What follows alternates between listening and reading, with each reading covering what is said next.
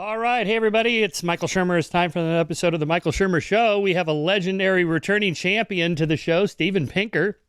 You all know him, but I'm going to give him a proper introduction anyway.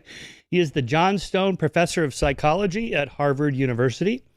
He's an elected member of the National Academy of Sciences, a two-time Pulitzer Prize finalist, and one of Time's 100 most influential people in the world today. He's won many prizes for his teaching, his research on language, cognition, and social relations, and his 12 books, which include, here we go, How the Mind Works. I have him right here from my shelf, and just so you can see we are all aging properly. The Language Instinct, The Blank Slate, one of my favorites of yours, Steve. The Stuff of Thought. Here, I have, most of these are first editions, actually. This one's the first edition signed, The Better Angels of Our Nature. Okay, I'm piling up here. Enlightenment Now, okay, and A Sense of Style. If you want to learn how to be a good writer like Pinker, read his book on how to do it. His previous great book, for which he was on the show for, Rationality, and the new one, When Everyone Knows That Everyone Knows, Common Knowledge and the Mysteries of Power, Mysteries of Money, Power, and Everyday Life. What a great cover, by the way, Steve. I love that. The thought bubbles in the thought bubbles. I take credit for the idea, although, of course, not for the implementation, where a very talented designer hired by Scribner made it. Oh, nice. Yeah, it's interesting, just since we're fellow authors here, of your different book covers that I just held up. The new ones, the last two, are very different from the previous ones. It's interesting how designers kind of go in trends for book covers. Yeah, there is some. They tell us that there's some dark art to what will pop off the shelves and guarantee a bestseller done, which of course can't be true if it's the conventional wisdom among artists who are illustrating, every book that they try to put out there. They're not all bestsellers, but they do have these ideas. And I think you're right. There are styles, fads, shiny, matte, color, text only, graphic. Yes. Right. Yeah, I just got the cover for my next book, my truth book, in which they sent me the one cover and said, we've all discussed it, and this is the one we really think is the right one, and we hope you agree. It's like, yes, okay. I have read that sentence many times. Yes. How about just take 3 different covers, go downstairs on Broadway or wherever you are, and just the first 100 people go by, just ask them, which one do you like? Oh, no. No, they don't do A/B testing. No. All right. So let's just talk about how this fits into your larger body of work. I went through all those books. It seems to combine the study of language, psychology, game theory, rational choice theory, behavioral economics, and so on. How do you put it into your OVA? Yeah, so this is distinctive in a couple of ways. It's the second of my books that is features a lot of my own research, the experiments that I've done with grad students and postdocs. First one was called Words and Rules. It's one of the books you didn't hold up, but it was an entire book, and I might add a bestseller about irregular verbs, which is what devoted a lot of my what absorbed a lot of my research energy for many years. Not because I'm a stickler for grammar, but because it was a way of tapping the mental processes underlying language and, by extension, thinking and cognition. The idea is that irregular verbs are like bring, brought, come, came, go, went, or quirky and have to be memorized. Regular verbs like walk, walked, swallow, swallowed can be cranked out by an algorithm, and so they tap into the kind of online computation, and that verbs were a window into these 2 different parts of our cognitive architecture. Turns out still relevant that my former student and collaborator in a lot of those studies, Gary Marcus, who I'm sure many have heard of, is the prime critic of large language models in AI today. And the basis of his criticism, it harks back to the work that we were doing on regular and irregular verbs, namely that if all you're doing is associating, and these large language models are massively scaled up pattern extractors and pattern generalizers, then you're missing something that the human mind does, and that is reasons according to rules, consulting a real world model. And Gary says that's the reason and I agree, That's the reason they hallucinate. That's the reason they confabulate. That's the reason they blend. That's the reason they make bonehead errors, that they're missing one of the two parts of human cognition that words and rules, respectively, were about. So Gary nowadays it's called neurosymbolic AI. Mm. But neurosymbolic, you can think that the neuro is like the irregulars and the symbolic is like the words, I should say. The symbolic is the rules. And so the ideas from that book are very much in the news again. Oh, Anyway, this interesting. is a roundabout way of saying Yeah. that that book was about a lot of my research. And this one is because I got interested after I studied irregular verbs for about 15 years. When I say irregular verbs, I mean regular and rule-governed and exceptional processes in language is the better way of putting it. But I got bored. Enough was enough. And I switched my focus in research, my day-to-day lab research, to the phenomenon of common knowledge, namely the state in which I know something, you know it, I know that you know it, you know that I know it, I know that you know that I know that you know it, ad infinitum. Which sounds impossible, but because your head starts to spin after a couple of layers of embedding. And there's a famous episode of the sitcom Friends in which Phoebe says to Joey, "You can't tell them; they don't know we know they know we know." And he says, "I couldn't even if I wanted to." Yeah. That episode has been brought up to me a lot when I tell them what the book is about, and it's in the book. But so it's. If you think it through, it seems impossible. But the idea is that we actually have a sense for it, an intuitive sense, in something that is public, salient, conspicuous, self-evident out there. And that's what, when we see something and we see other people seeing it at the same time, and we know they can see us seeing it, that instantly generates the sense that we feel it as it's out there, and technically, I think it corresponds to everyone knowing that everyone knows. Now, the reason that I got there is from another book. You did hold up The Stuff of Thought: Language as a Window into Human Nature.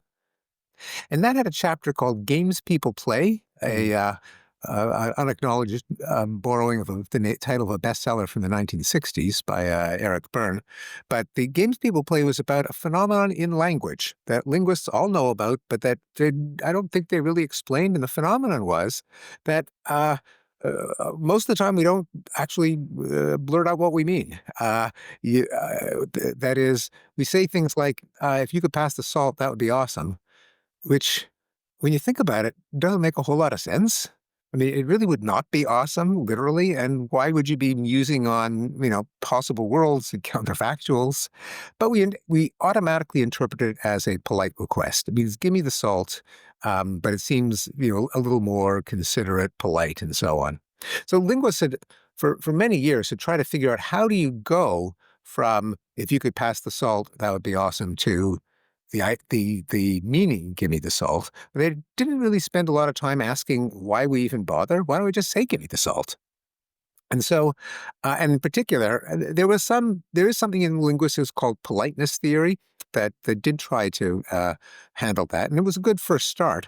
But academics are prissy, especially linguists, and they didn't really deal with a lot of the euphemistic language, a lot of the innuendo, the doublespeak, the weasel words that accompany far more fraught human interactions, like threats. Um, I hear you're on the jury of the Soprano trial. It's an important civic responsibility we should all engage in. We know you'll do the right thing, which, any viewer of The Sopranos, or you got a wife and kids, we know you'll do the right thing. So any viewer of The Sopranos knows that is a veiled threat. Or another scenario, and this was shown in the movie Fargo. It entered into an episode of Silicon Valley. Car pulls over the driver. The driver kind of holds a wallet with his driver's license, but also a $50 bill extending. He says, "Gee, officer, is there some way we could kind of settle it here without going through the paperwork or going to court?" And we recognize that as a veiled bribe. And then, of course, there are probably the arena where we do the most shilly-shallying, double-speak is sex. The classic line was, "Do you want to come up and see my etchings?" I've been told that it's now, you want to come up for Netflix and chill.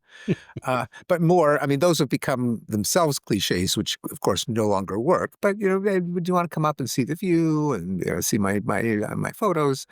Again, why don't any grown woman knows what that means? So there's no real plausible deniability.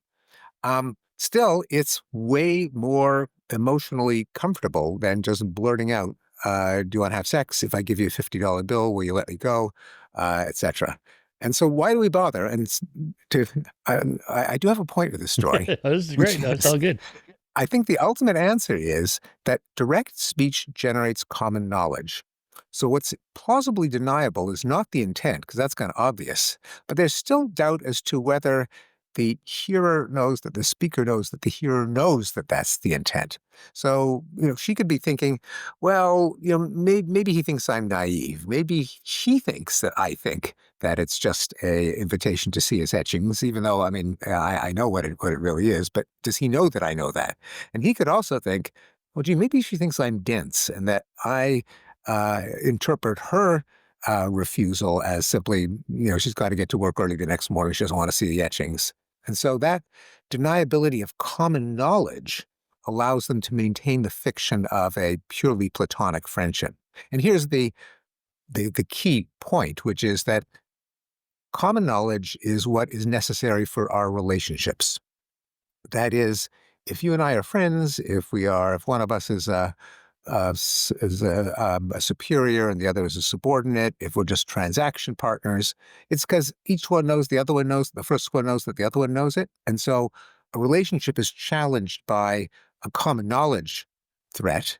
But if it's slipped in by innuendo, the content of the proposition goes through, but the relationship hasn't changed.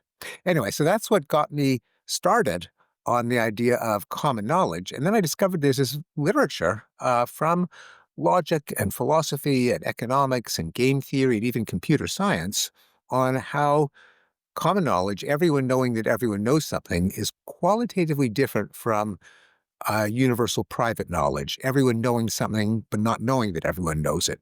It makes a big difference, and the book explores all of the ways that that difference explains otherwise puzzling phenomena in everyday life. Maybe make a distinction with reciprocal knowledge, mutual knowledge, private knowledge, and then common knowledge. Yeah, so private knowledge is when everyone knows something but doesn't know that others know it. Reciprocal knowledge is we both know something. I know that you know it. You know that I know it, but I don't know that you know that I know it, Mm, or any of the higher levels. Mutual knowledge, which I think would have been, frankly, a better term for common knowledge, mm. but it didn't stick. And it has, unfortunately, a number of meanings in the literature, but often similar to reciprocal or private knowledge. Then common knowledge is the whole infinite layer cake or the whole Russian doll. If you imagine a Russian doll that goes on forever. How many layers of recursive common knowledge can the brain hold? So if it just comes out of the blue, maybe two or three. If it plugs into kind of well-known scripts or stereotypes or scenarios like bluffing or um, uh, uh, humoring or doubting or plausible deniability, a bunch of things that we have words for. As with a lot of cognitive psychology, if they're complex mental structures that you think about over and over again, they can be glommed into a chunk. They only occupy one slot in memory if they're well enough learned. You can refer to it with a label, and you can kind of work around the limitations. But ordinarily the limitations, as Joey and friends pointed out, are maybe two or three.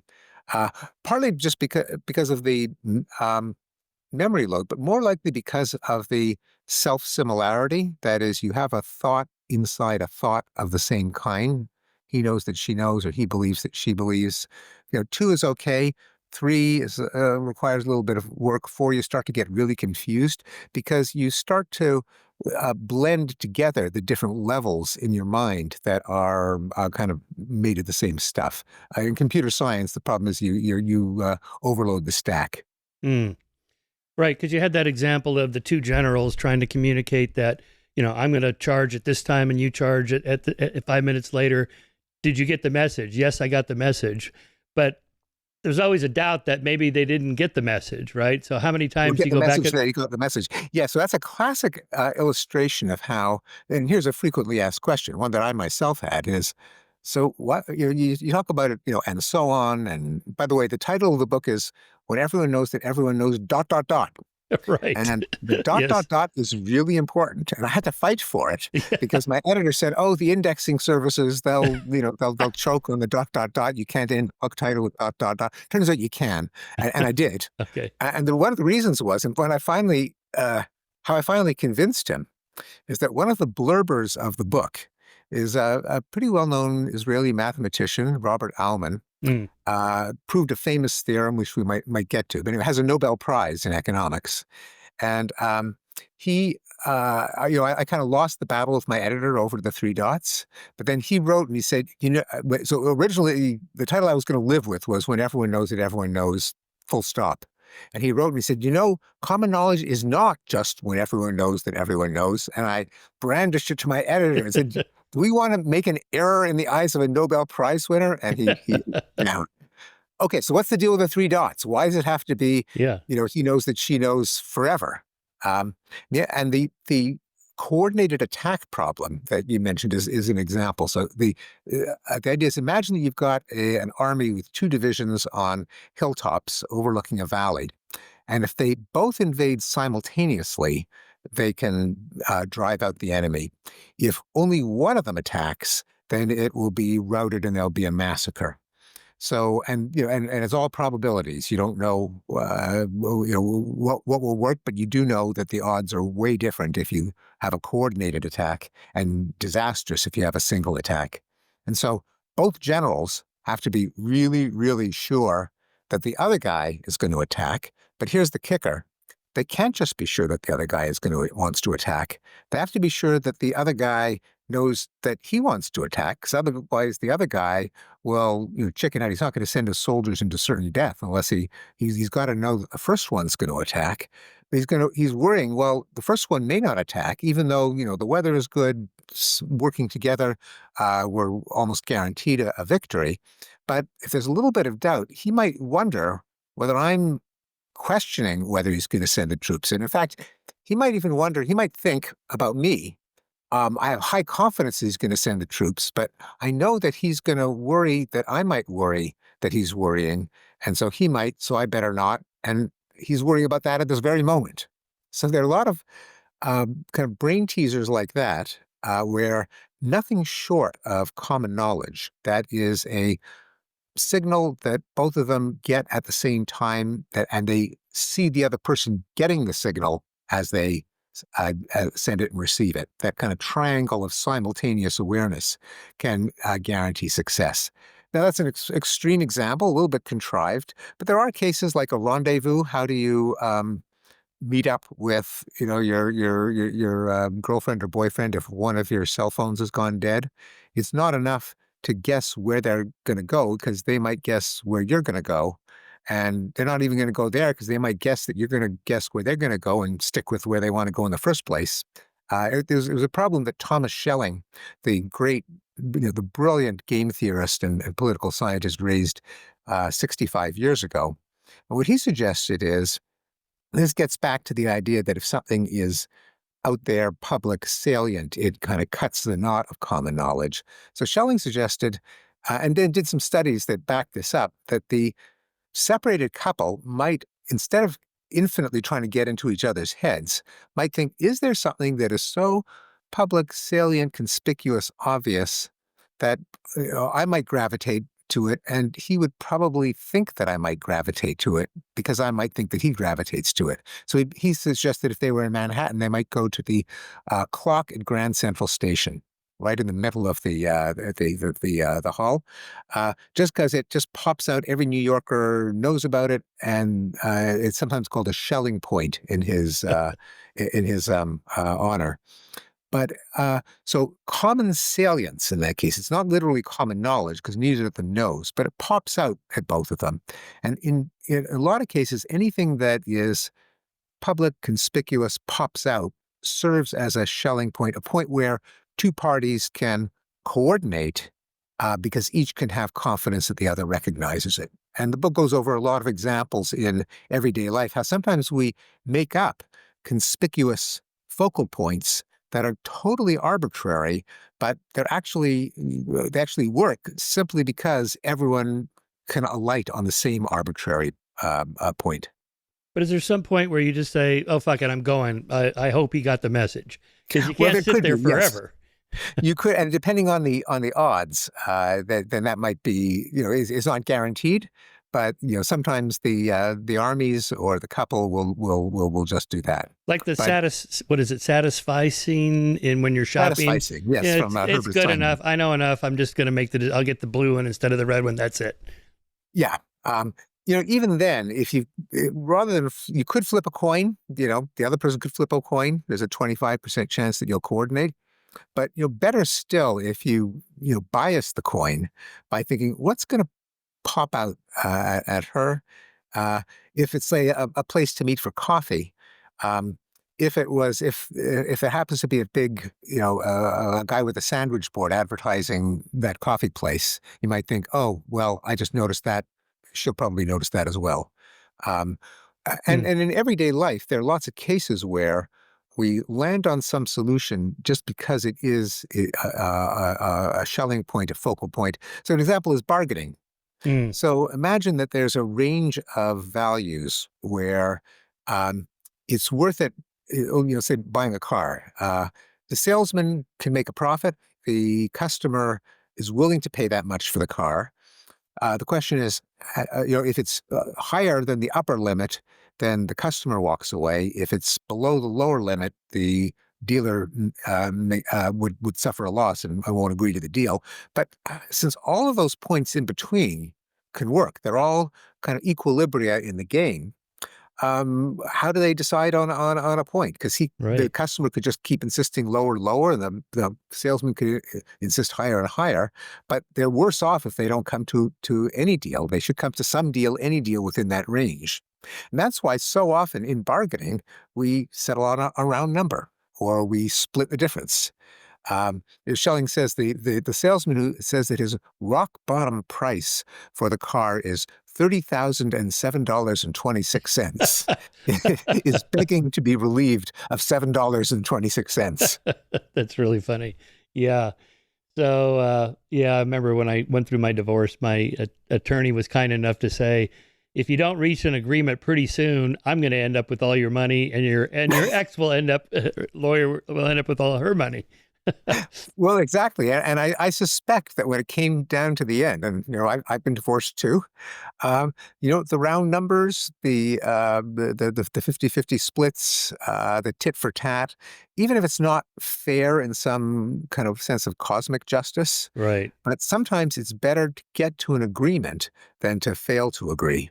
Right. And these focal points can cut the knot. It's called actually, it's funny that you mentioned the case of divorce because in the literature on game theory, it's called that situation is called the battle of the sexes Mm. after the hypothetical couple.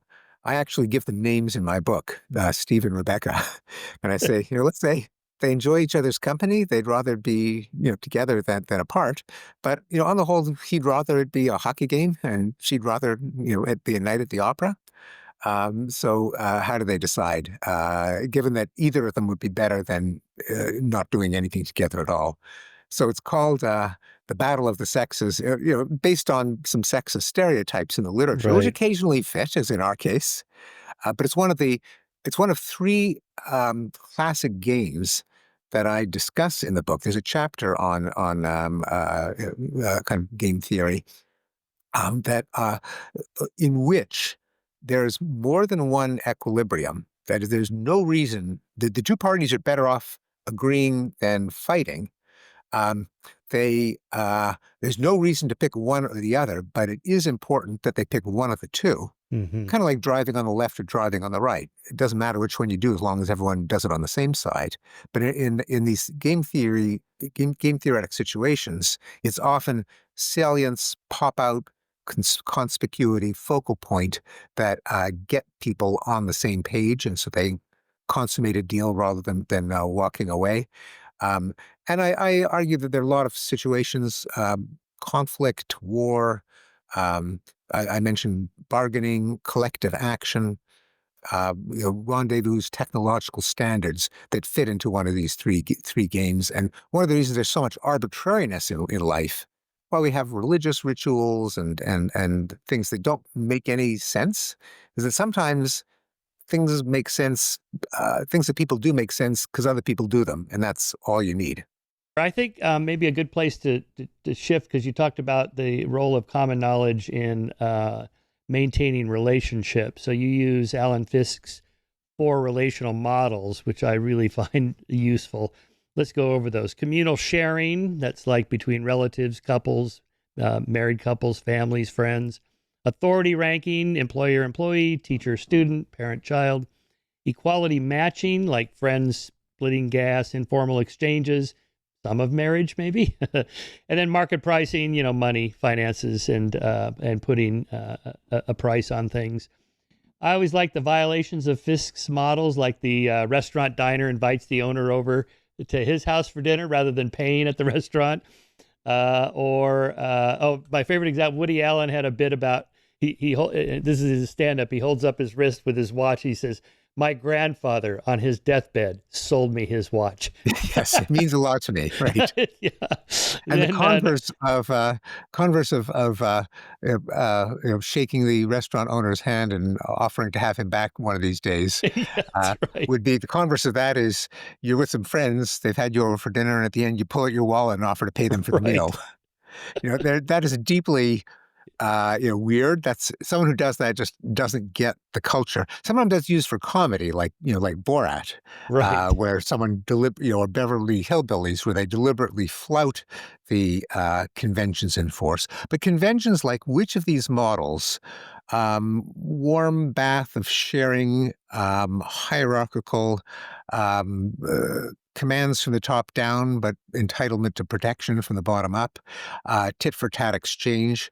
We apply these to different commodities among different sets of people, and that's kind of a lot of what a culture is.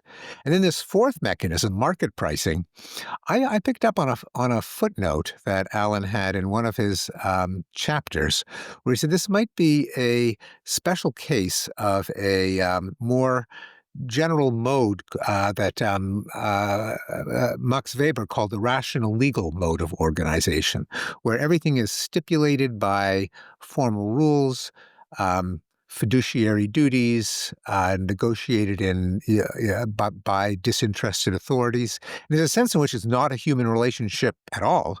And more of modernity consists of handling by market pricing in particular, but rational legal modes in general is the way we organize our institutions. You can't just hire your brother-in-law or your girlfriend for a position. You've got to go through HR. And we call people who flout rational legal mode of organization and fall back on one of Fiske's standard relational models. We have a name for that. We call it corruption. But corruption is just kind of human nature. And it's just the opposite of this rational legal mode of organization. So I differ somewhat from Alan. We've had this discussion. He wants it to be what do you call it, a tetrachotomy, a four-way division. And I say it's really a three-way division plus this kind of hyper cognitive rational add-on, which is not psychologically natural.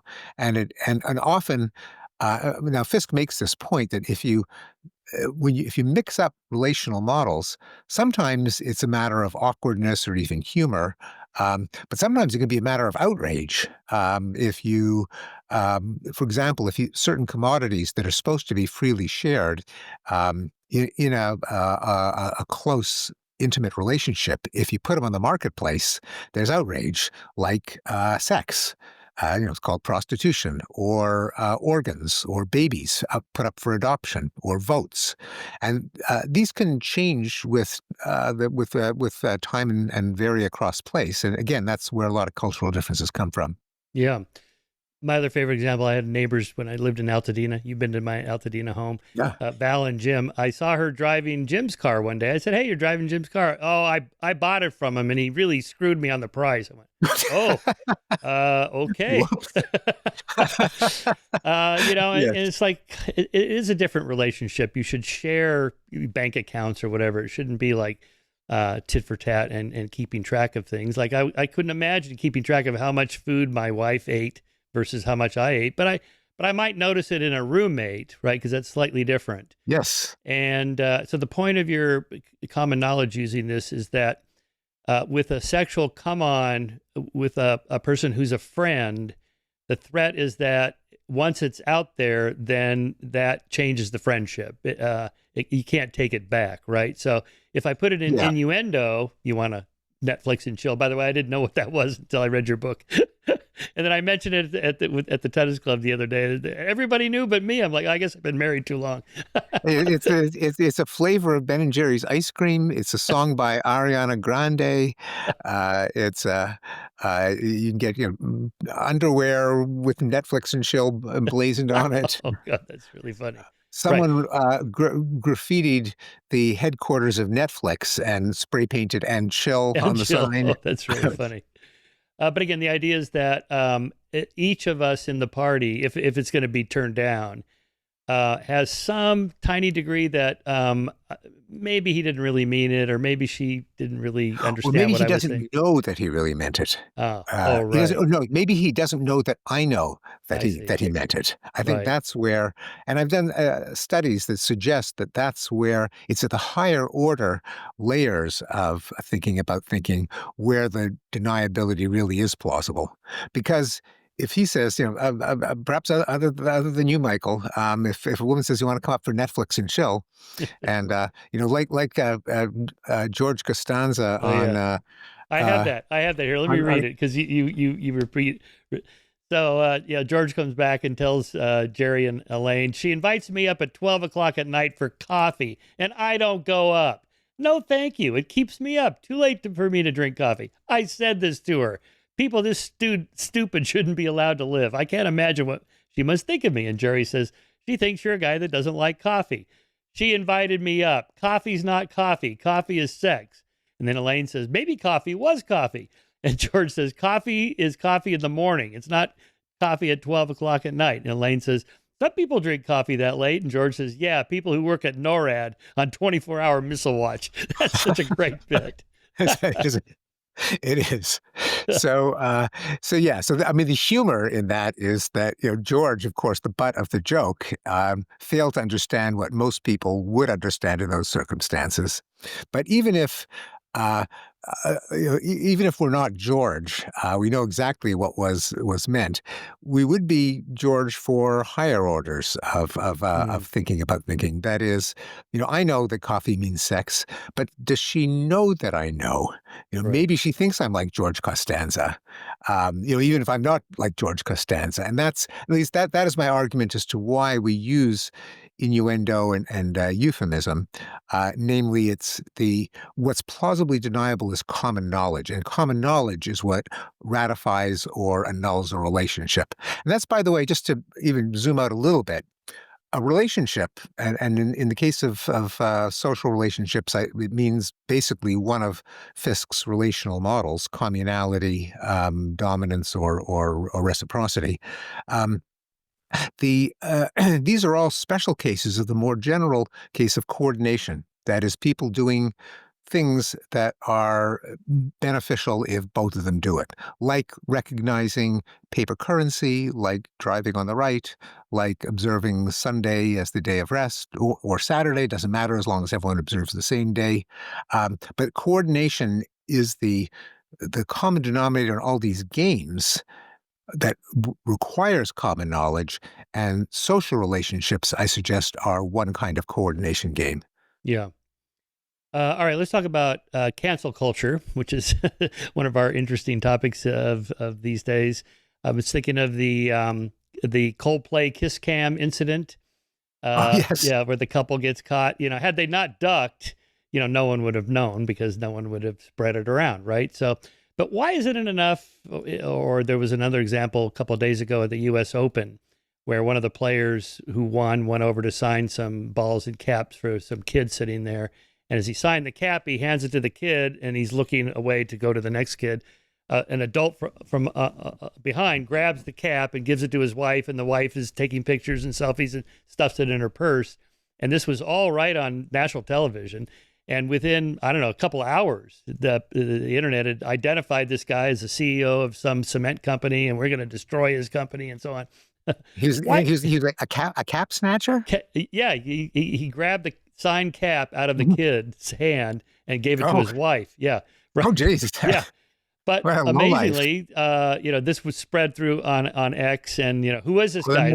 They found out who he was very quickly. But why isn't it enough to? I mean, why does he have to be destroyed? Why does the Yeah. couple on the Coldplay kiss cam have to have their lives ruined? Why do people have to be fired from their jobs instead of just like, well, I disagree with you, and here's why you're wrong? Well, no, it is an interesting question. There's a story just this morning in the Wall Street Journal about the head of Nestle, who was just fired for having an affair with one of his subordinates. And it was they said to reassure shareholders, although frankly, if I was a shareholder in Nestle, I'd be more concerned with firing an effective CEO for some private sexual peccadillo Right. than what he actually did on the job if it didn't go. But anyway, so one question is, why do corporations feel they have to do it? And I guess a related one is a prior one is, why is there an outrage mob in the first place that makes companies feel they have to respond to it? And I think the outrage mob comes from a phenomenon where when there's a norm, norms aren't enforced by law, and they can't be. We can't have 1984 style telescreens in every room, and a network of Stasi informants who will make sure that we're punished if we flout a norm. They exist because everyone knows they exist. You just don't do that. Everyone, if you're a decent member of society, you know that that's not something you do. How is that enforced? Well, if there is a violation that is felt to be in common knowledge, that is, everyone knows about the infraction and everyone knows that everyone knows, if you let it pass, it's no longer a norm. Mm. So you've got to reinforce the norm by punishing the malefactor, and crucially, the punishment has to be in public. It has to be common knowledge to keep the norm in place. Before there were mass media and a formalized system of justice. Again, this is Max Weber's rational legal mode of social organization. But when things were a little more informal, punishments were public. You had public beheadings and hangings and crucifixions and burnings at the stake and disembowelments and so on, or the stocks or the pillories, where it wasn't enough to punish someone to deter him, but the punishment had to be public for it to be felt to be effective. And we still have that intuition when it comes to breaking a less formal norm, like you aren't casual about racism, and you don't cheat on your spouse, and you're good to kids, and you're opposed to Nazism, so that if there is what seems like a breaching of that norm, then there's a widespread urge, oh, that can't stand, that has to be punished in a public place. Mm. So this would be like why religions punish heretics so badly as a signal to other members of the faith, don't stray too far from our dogmas. Yeah, it can't just be that they're punished, and it can't even just be that you know that someone is punished. Like they send you a letter. Oh, by the way, this horse thief or this heretic, this blasphemer has been punished. You have to know that everyone else knows they're punished, or the norm that you don't blaspheme, you don't make racist comments, just completely unravels. Because as soon as people know that you can get away with it, it's no longer a norm. A norm is something that depends on common knowledge. Yeah. Yeah, you mentioned that. I actually found in Better Angels of Our Nature, you talking about nuclear taboo norms. The use of nuclear weapons was unthinkable because everyone knew it was unthinkable, and everyone knew that everyone knew it.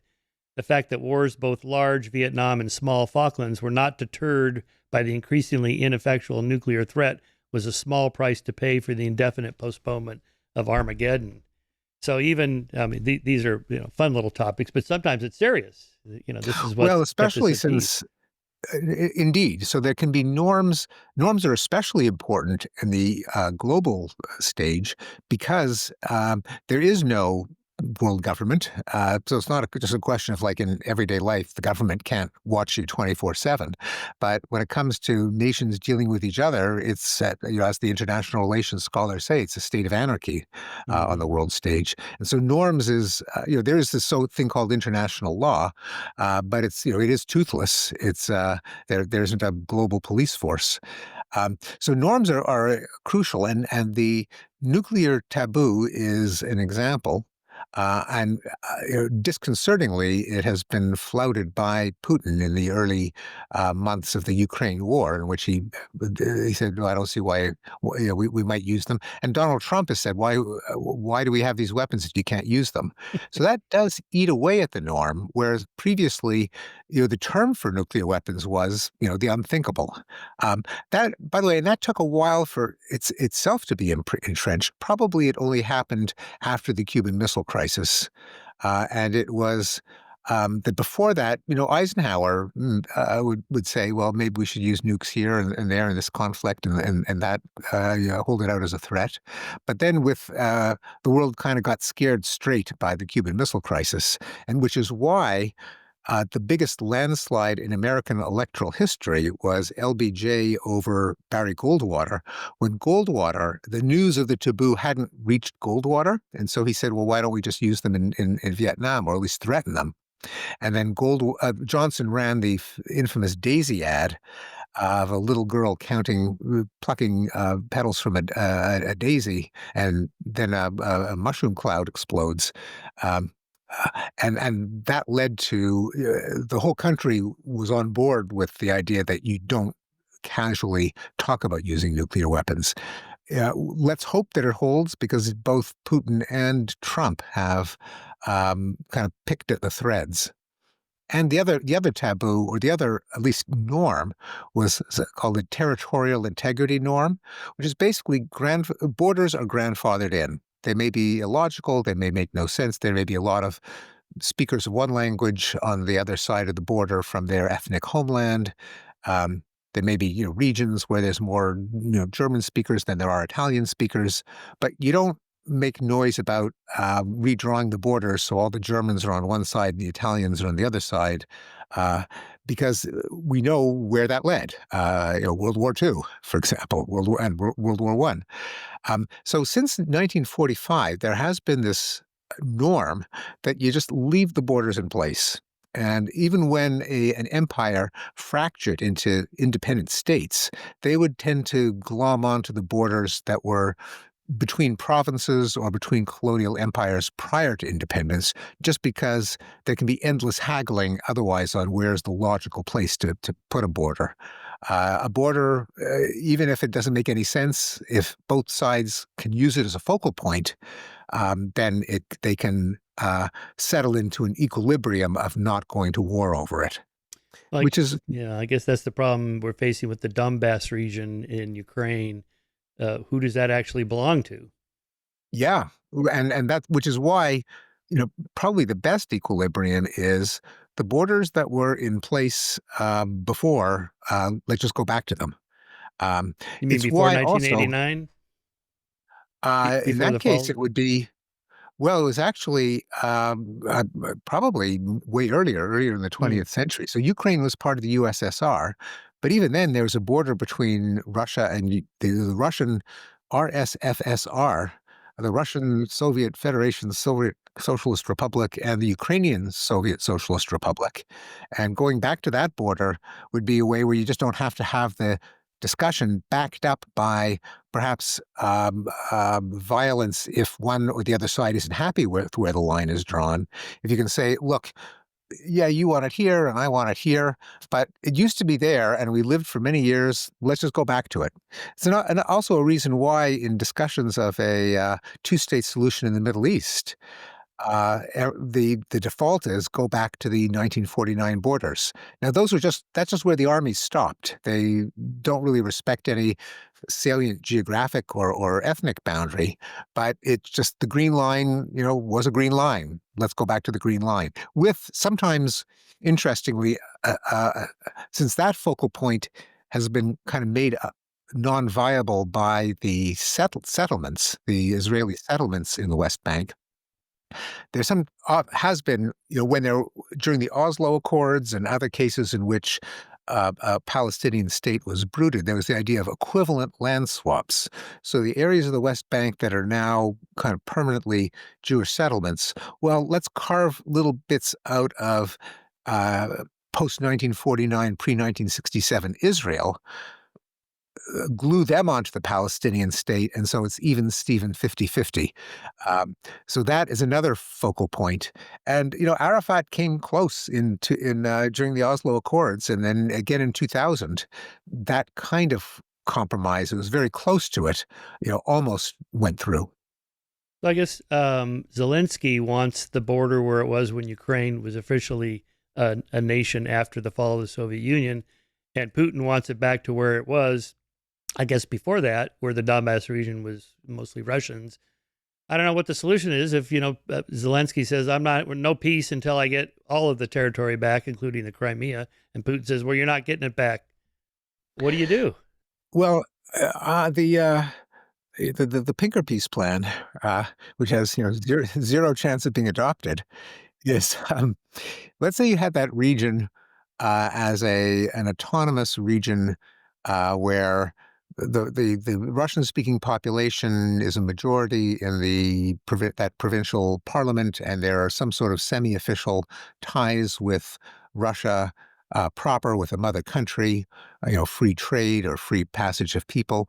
But the dotted line on the map is the same as what it was in 2020.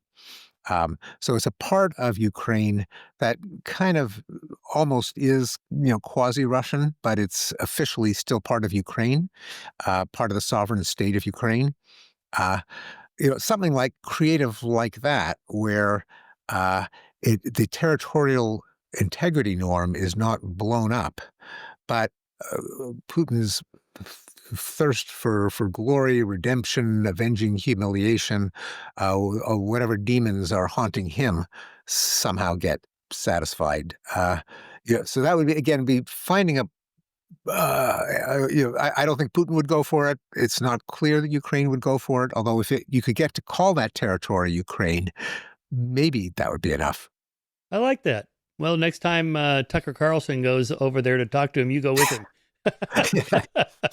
Yeah, we have so much in common. That's right. Yeah. Okay, let's talk about paper currency, cryptocurrency, fiat money. Yeah. Democracy. I mean, these are all fictions in a way. I still think, there's something about the U.S. government saying the dollar is valuable because we're the most powerful economy in the world. That's it. That feels different than Bitcoin, crypto, which doesn't have the backing of a government, right?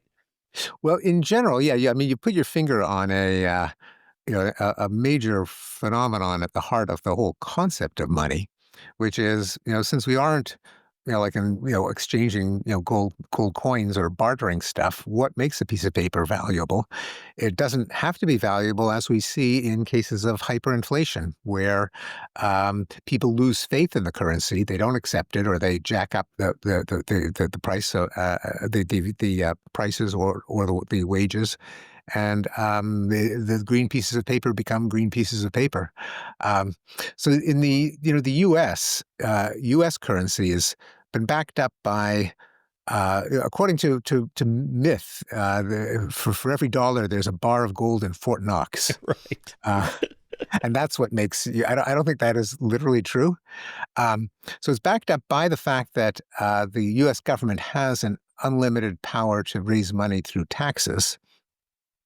By the fact that the U.S. has had sound monetary policies. It's got a Federal Reserve Board that, at least up till now, has been independent of the politicians in charge wanting to, goose up the economy to increase their polling. Um, so let's hope that holds. It hasn't been, devalued just to goose up exports. So this combination of policies and the fact, of course, that they're common knowledge. That's what the U.S. government has always done, and one of the reasons it does it is because it expects everyone to expect it to keep doing that. So that's all these things keep it the world's reserve currency. Um, but the whereas crypto, interestingly, it's I guess all currencies can be commodities for speculation, but crypto, in particular, that's kind of reason it's existed. It's not the people who buy crypto probably aren't all using it to buy, guns and drugs and hookers and contraband. They're probably not that worried about hyperinflation, but a lot of them think, hope, and so far that hope has been true, that other people will want to buy in the future.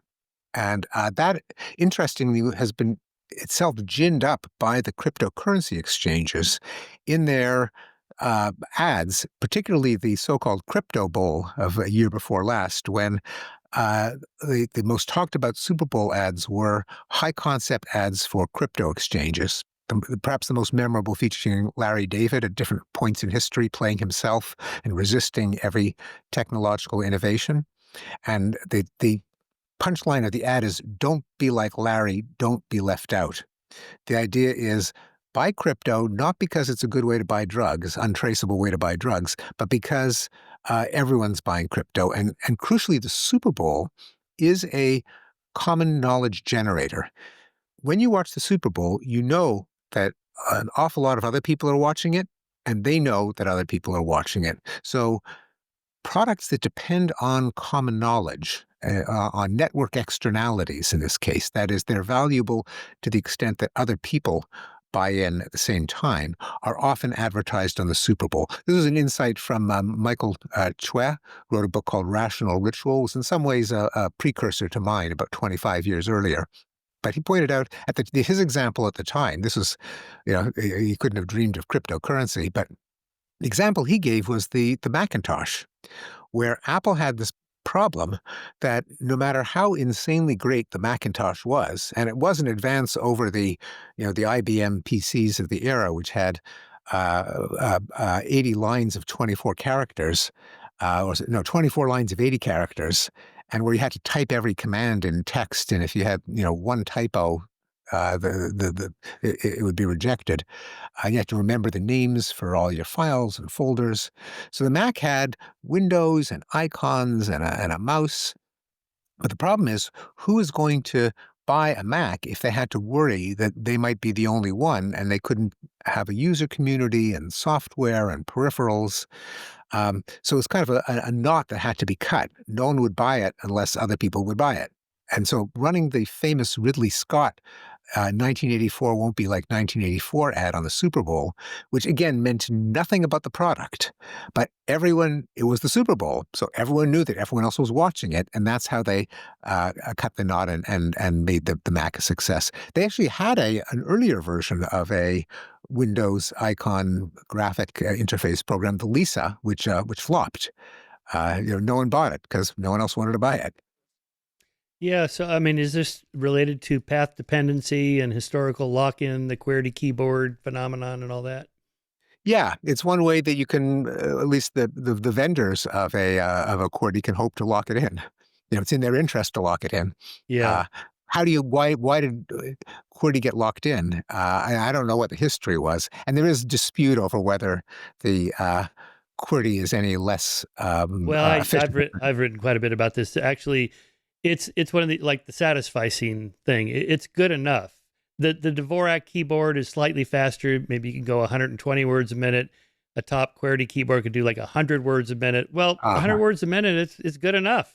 It's not like it's a huge benefit to, change all our technological devices to a different keyboard. So I think it's something like that.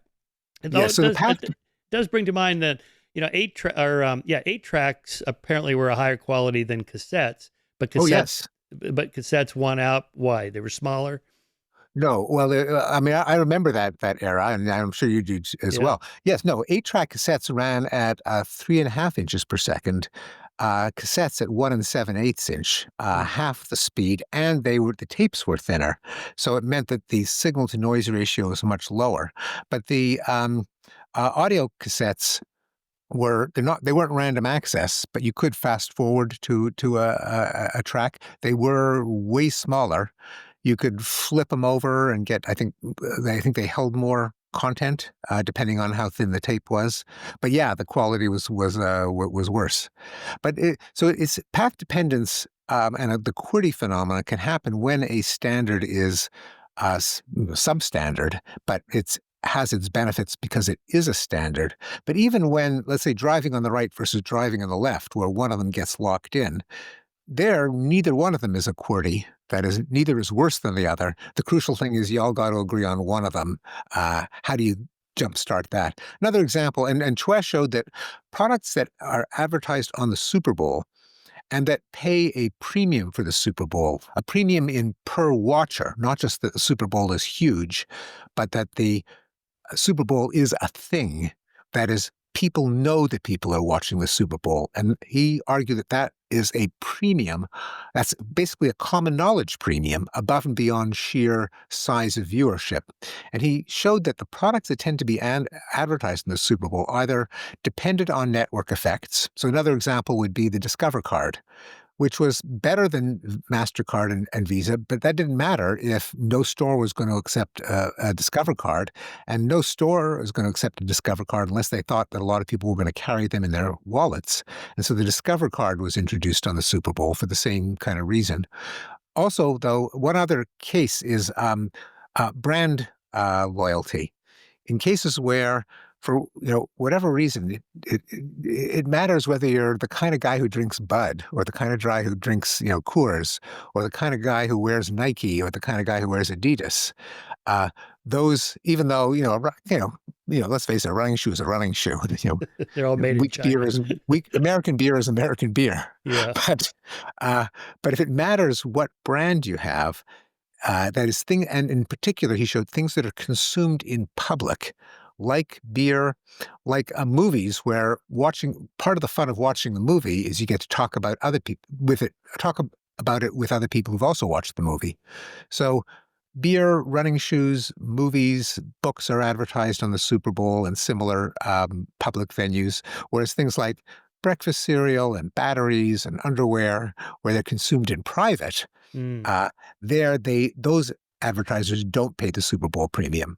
Mm. But anyway, the reason that it's relevant to our conversation is that the premium is a common knowledge premium. I see. Right. Well, tangentially, I do wonder why Netflix succeeded, whereas Blockbuster failed to get on board with first DVDs instead of tapes, and then streaming. Yeah. Well, I guess Blockbuster Netflix. I remember when it was the latest thing because you got those red envelopes with a In the DVD mail. in it, Yeah. and Yeah. I somehow don't know.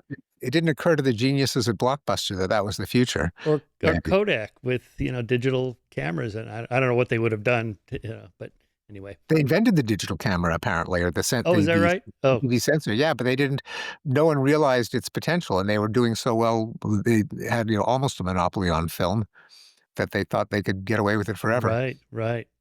Okay, other phenomenon that I find that you've explained, those videos when Kim Jong-un's father, was that Kim Jong-il, died, and everybody's weeping for days and weeks on end, and they're obviously crocodile tears, but surely the regime knows they're faking, and they know the regime knows they're faking, but they have to keep it out there just so nobody, I don't know, just challenges the norm or something.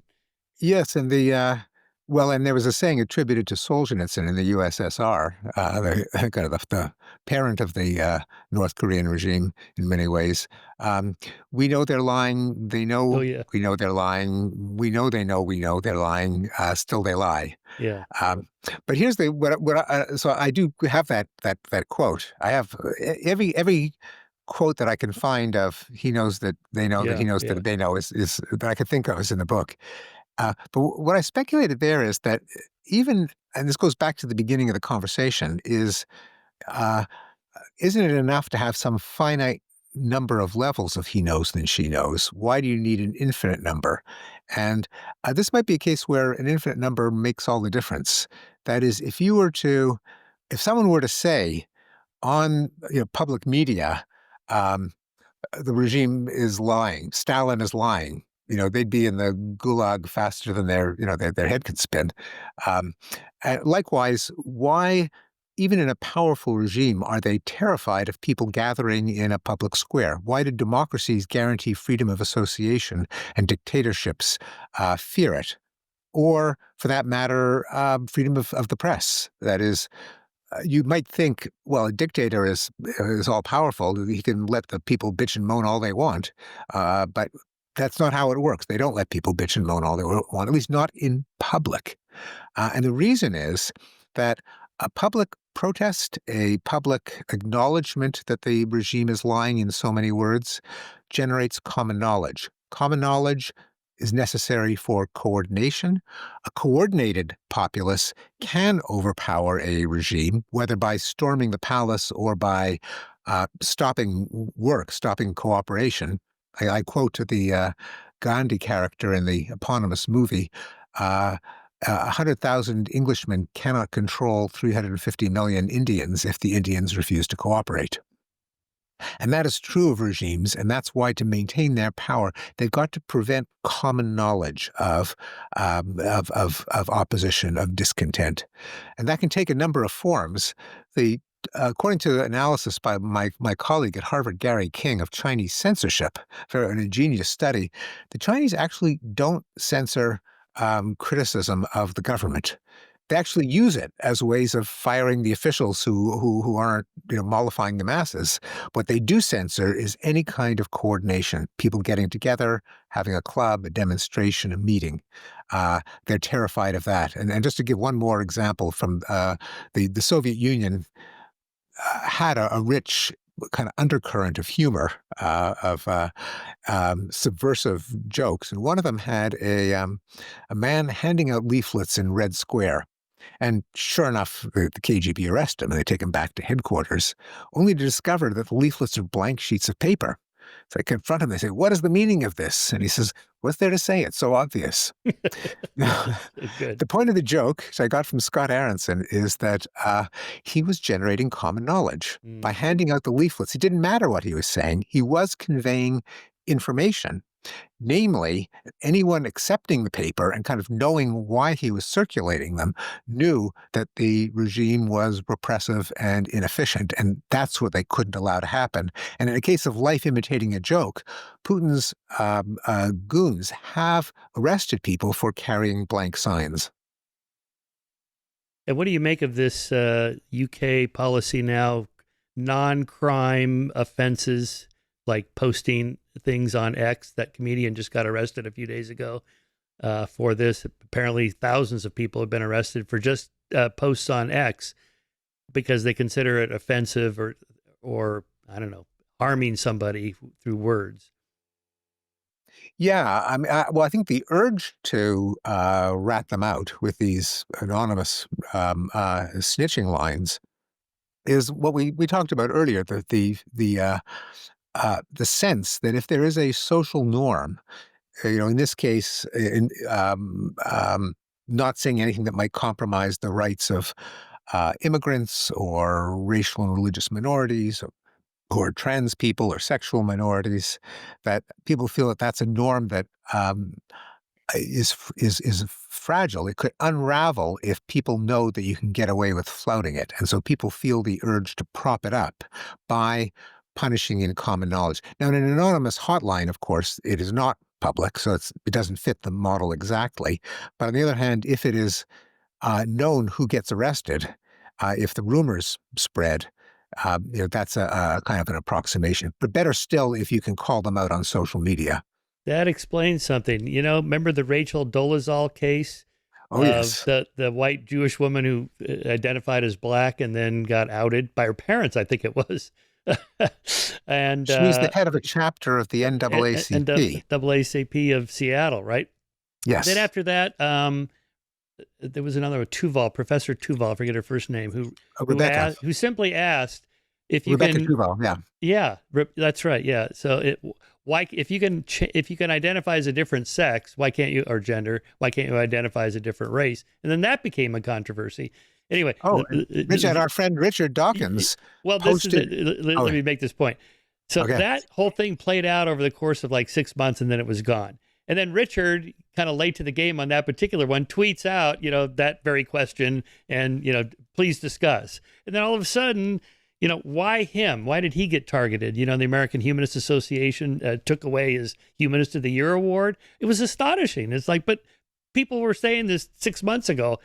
Is it because it was Richard? He's the most famous of the scientists or whatever.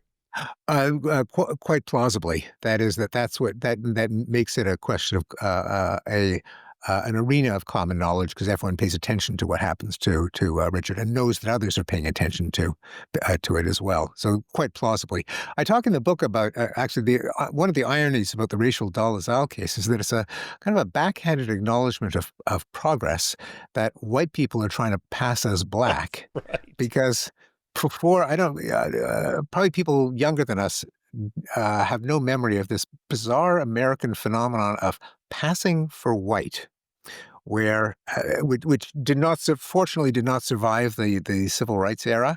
But prior to probably the mid 60s, I would say, there's a phenomenon where a light-skinned African American could, whatever this means, pass for white. That is, they'd be in the South, they'd be accepted as white. They wouldn't be subject to the Jim Crow law. So there it really made a difference.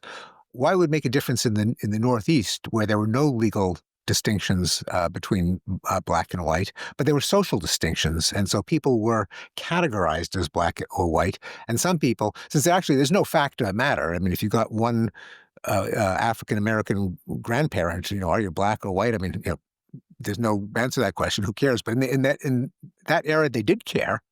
And in borderline cases, there'd be people who would, as we say, pass for white. Anatole Broyard, the book critic of the New York Times, was an example.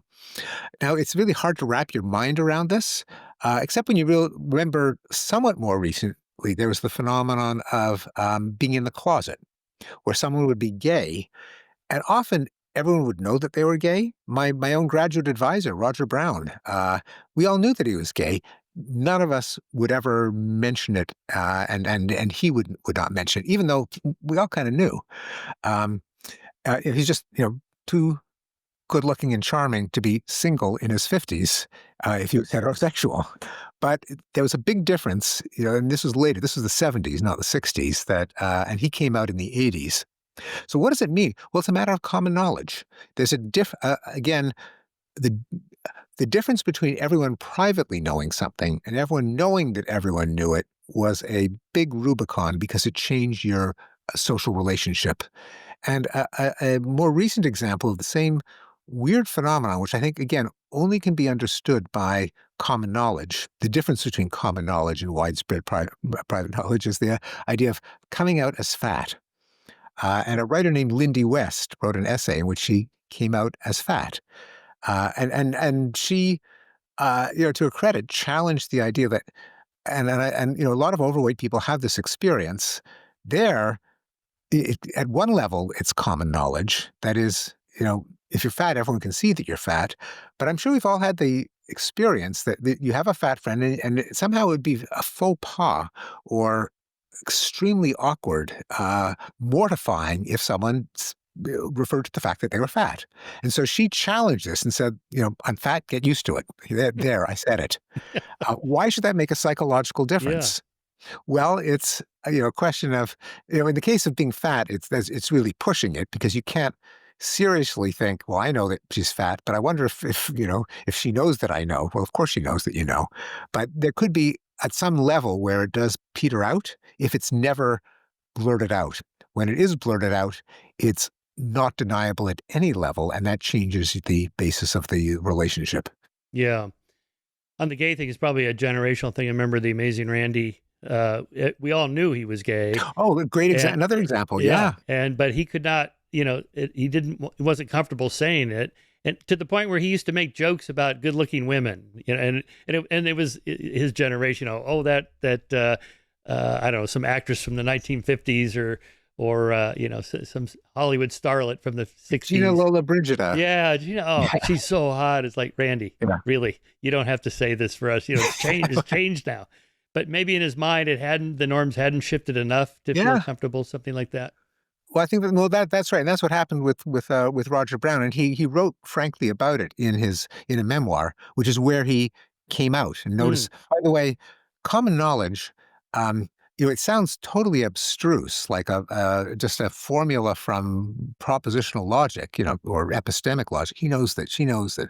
yeah. But we actually talk about common knowledge without using that vocabulary whenever we talk about something that is out there, or you can't miss it. It's out of the closet. A metaphor of something that is uh, conspicuously visible or audible is how we talk about common knowledge. So, in the closet, coming out is a good example.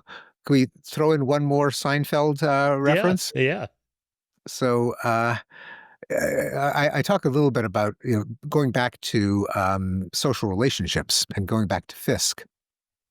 In ratifying our social relationships, are we friends? Are we platonic friends? Are we just transactional partners, vendor and customer? Are we lovers? Are we kin? Um, when it comes to communal relationships, friends, lovers, close allies, you don't negotiate the relationship verbally, Fisk points out. If you're doing that, you're playing a different game. You're in the realm of equality matching or market pricing or rational legal mode. Being a friend is something you feel in your bones. If you have to explain it, you're not friends. Likewise, if you're lovers, you don't. Well, maybe in marital, in couples therapy, or with a girlfriend from hell, you talk about the relationship. But in general, what brings two people together is you just feel it, and if you're talking about it, you're negotiating it. That corrodes the relationship itself. With the one kind of exception to that, Fisk points out, is that some communal relationships can be ratified by ritualistic verbal formulas. I pledge allegiance to the flag. Let's go Red Sox. They don't necessarily mean anything. Our Father who art in heaven. Um, no one pays attention to the words, but the fact that you say it simultaneously is a way that you cement the relationship, and you're not actually discussing it, you're feeling it. So it's almost like the language becomes performative Mm. rather than communicative.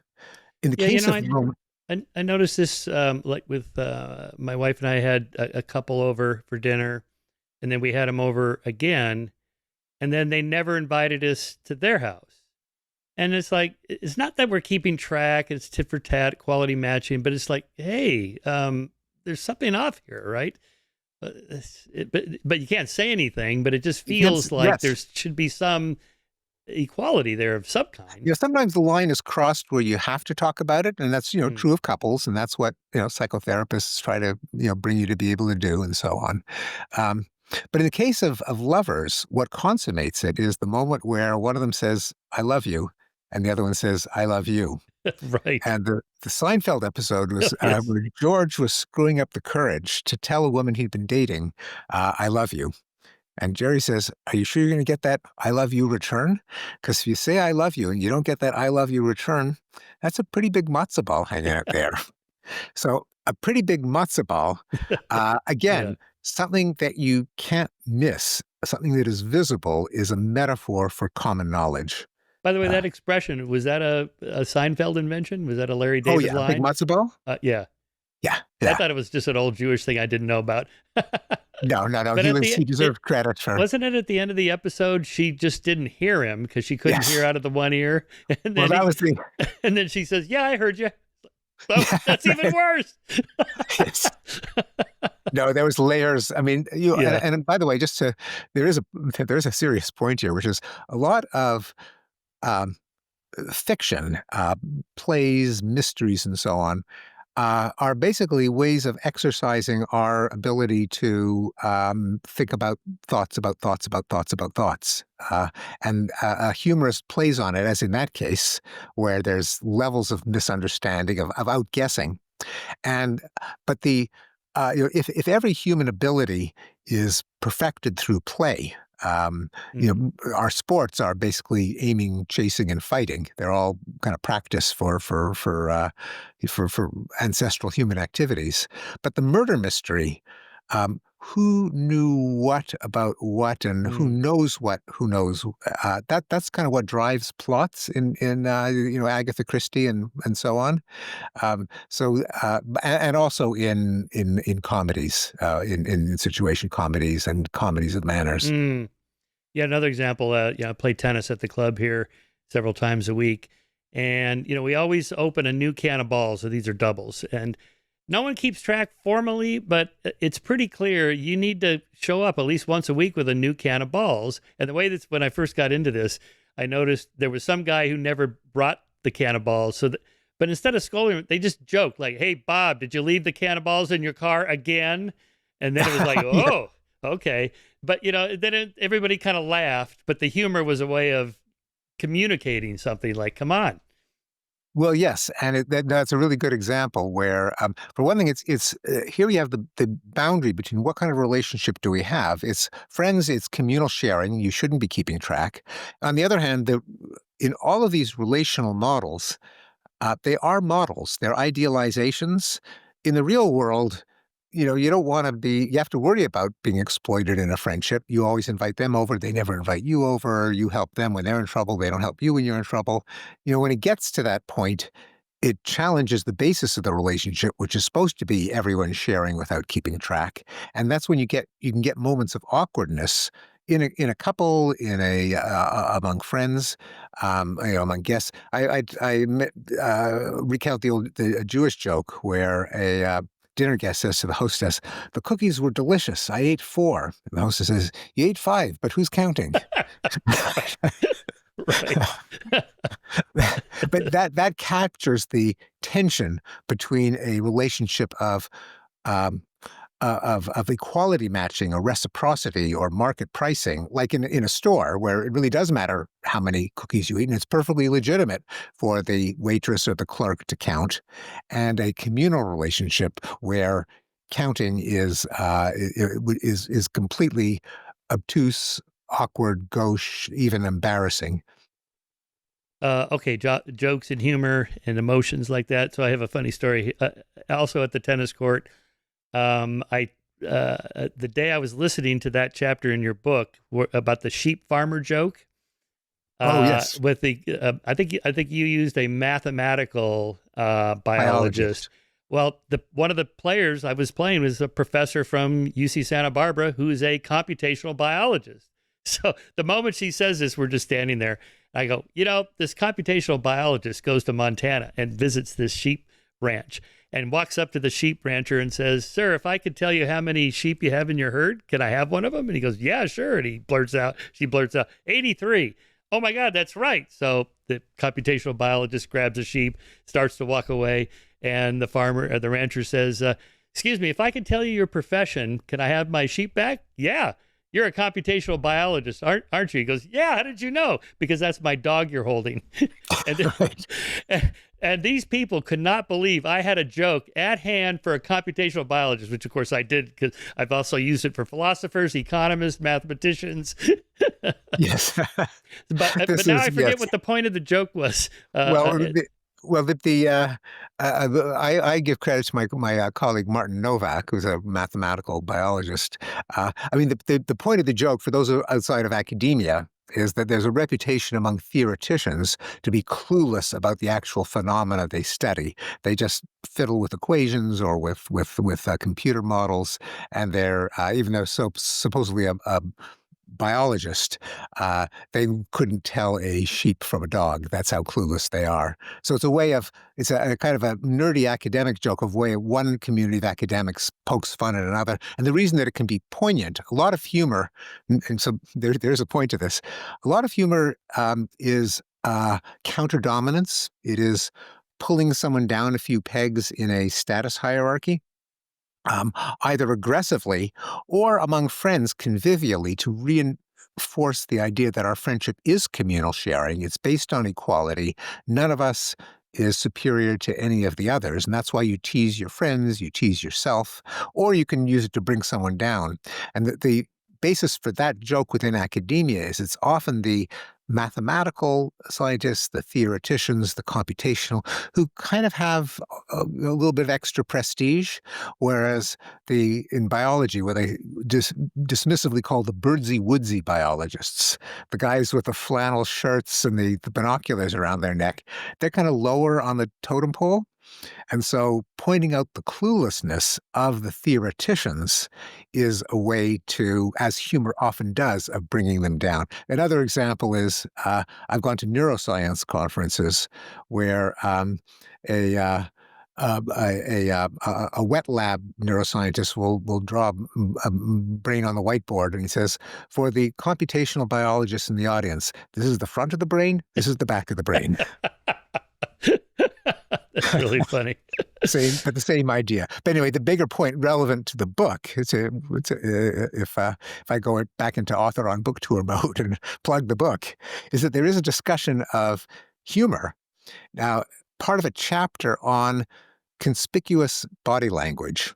The chapter is called Laughing, Crying, Blushing, Staring, Glaring. So these are all expressions that aren't done with the muscles of the face. It's not like frowning and smiling and grimacing, but they're much more potent.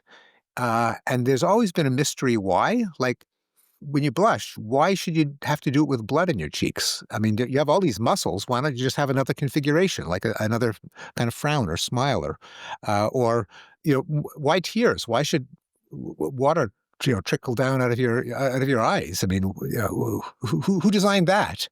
And what I suggest is that all of these displays are common knowledge generators. That is, they're ways of conveying that you know what I'm expressing, and I know that you know. So in the case of blushing, you feel the heat of your cheeks from the inside, while you know that people can see the reddening of the cheeks from the outside. And the people who see you blush know that you know that you're blushing. That's why they say, you're blushing, which makes people blush all the more. In fact, you can make someone blush by saying you're blushing, even if they're not blushing, and that makes them blush. Tears, you're seeing the world through your tears, and other people can see your eyes well up. Laughing, you can't talk because you're not breathing normally at the same time as other people can hear the ha ha ha. And what I suggest is in each case, you're conveying something where it's crucial that you know that the other person knows that you know that they know. And in the case of humor, since dominance hierarchies are matters of common knowledge, the beta gives way to the alpha because he knows that the alpha will stand his ground, and the alpha stands his ground because he knows that the beta will back down ad infinitum. If you want to challenge that, either the beta challenging the alpha or a bunch of mutual gammas wanting to convey that we're all gammas here, then you want that signal to be common knowledge. And laughter is a way of saying we all recognize the infirmity, the indignity, and we know that everyone recognizes it.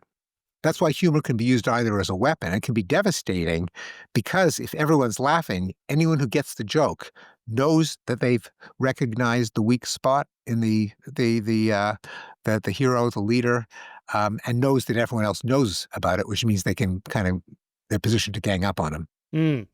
So like Trevor's theory of deception and self-deception, there's a difference between crocodile tears and actual tears, and we're pretty good at telling when somebody really feels bad about something or they're faking. We are, although it's not easy to fake crocodile tears. I mean, actors do it, although sometimes they fake the faking. That is, they actually try to put themselves in the shoes of when they lost their mother, or at the kind of a Stanislavski method, because tears are effective, and laughter because they're not so easy to fake, and so they're honest signals, and they're honest common knowledge generators. Right. All right, last point, and then let you get on your bike ride. Yeah, and you too. Yes, exactly. Um, so why can't we just have radical honesty, the subject of your last chapter? Why not just blurt everything out, just say what you mean? And then also in academic and scientific research, why are there some topics we're really not supposed to study, like racial differences in IQ that might be genetically caused, something like that? Yeah, so it's often noted that people, on the one hand, wish there'd be greater transparency, and on the other hand, are thankful that there isn't. And there are some comedy plots where they actually act out what it would be like if one or everyone just blurted out what was on their minds. Liar, Liar with Jim Carrey Hmm. being perhaps the most recent example. Uh, and the reason that that would be awful is that our relationships depend on commonly held assumptions, which are literally fictions in the sense that they can't be completely true, such as that friends would do anything for each other or lovers, or that the hierarchy where a boss has a power over a subordinate is deserved, is a meritocracy.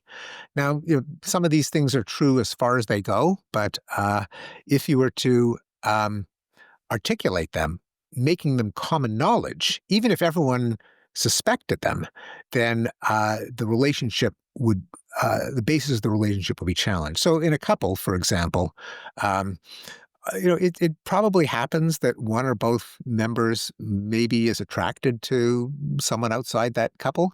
Their best friend, the sister-in-law or brother-in-law, and any adult probably suspects that their partner might occasionally be attracted by someone other than themselves.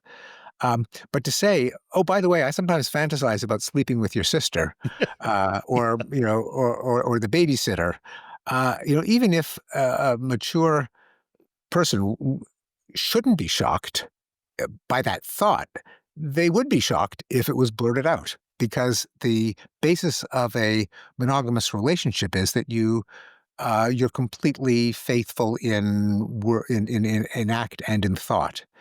It's a fiction, but that's what marriage relies on. Likewise, friends. It's like, well, it's nice, talking to you, but at this point, I think you're starting to bore me, and I think I'd rather watch TV. Now, that might be true, and friends probably know that it might be true. Um, or you're my boss, and I've sometimes I've fantasized about killing you because you drive me crazy. Again, a boss would not be stunned by the news, but a boss would be stunned if you blurted it out. In all cases, the honesty challenges a fiction that allows basically a coordination game that allows the relationship to be stable. Yeah. Did you ever see Ricky Gervais's film, The Invention of Lying? Yes, that's kind of the converse where you have Yes. it starts with a bunch of people who are incapable of lying. Yes. Yeah. That's so Uh, funny. Where he discovers when he goes into the bank and there's that snafu with the computer, and she just asks, "How much money do you need?" And he just says the number, and she gives him more money than he has, and he realizes, "Oh, I can just say whatever I want." So then he comes out of the bank and he's walking down the street. There's an attractive woman, and he says, "Excuse me." She goes, "Don't even try. I'm not interested." And then he goes, "We have to have sex right now, or the world's going to end." Oh. Do we have time to get a hotel room, or do we have to do it right here? Such a crazy. all these absurdities, or in Liar Liar, there was with the converse where only one person was Right. incapable of lying as a kind of curse. Uh, But you steal man Noam Chomsky's argument for why certain subjects in science and research probably should be taboo. And I was pretty convinced by that argument he made, actually, because I'm familiar with the race and IQ subject that's been a hot button issue since I was in college. And I personally wouldn't research that subject. And the argument he makes, and you can riff off that, is we can't know everything. We can't study everything. And there's most things we don't know much about. Why that one in particular? And then calculating the consequences of what some people might do. I think you said some people would read that and adjust their priors and then look at a single black person and have a prejudicial thought against them based on the average differences, which you're not supposed to do, but people do it anyway. So maybe since we can't know everything, maybe there's some things we are just better left unresearched. Anyway, what do you Well, think? yeah, you should look at focus your resources and time and attention on other scientific issues. You can't study everything, and you make judgments about what to study and what not to study, and study things that are of true scientific importance, of which one could say that sex really is. It's, goes back billions of years. It's true of all multicellular life. Ironically, sex, it has a lot of biological reality, and you can't understand life if you don't understand sex, including sex differences. Race is just kind of continuous variation. There's a sense in which it's not real as a qualitative category, and you could just not make that division and just look at various statistical clusters. Um, the and so the problem is that we live in a culture that has become obsessed with race, that has enforced the dogma that all differences between ethnic groups are the result of systemic racism. Uh, some heretics have said, well, how can you be so sure? Shouldn't we look? Shouldn't we try to understand it? It might be better just get it off the table and not ask why. Since in reality, any social scientist knows that any two human groups, divide them any way you want, left-handed, right-handed, French-speaking, Italian-speaking, Asian, Indian, they're never identical on the dot in their means.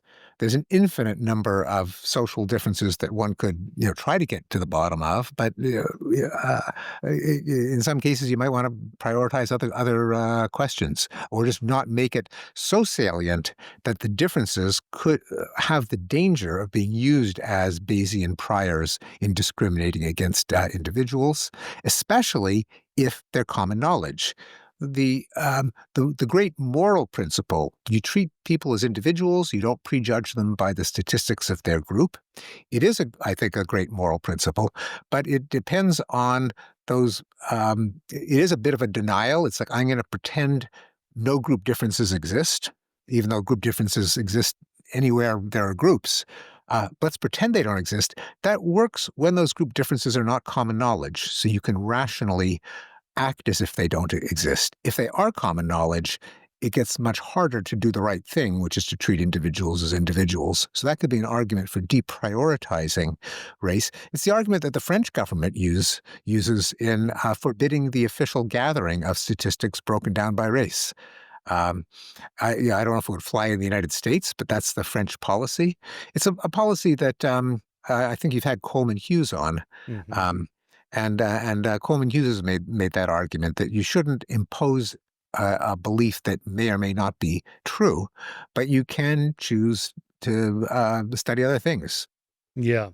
Well, it's like the gender differences in STEM fields versus other fields. Like in linguistics, there's far more female scientists than male scientists, right? But no one thinks there's discrimination against the men. It's only in this other direction for some reason culturally that's our focus. Well, and then, I mean, there is the legitimate counter argument. Well, if there is racism, how could you ever find out?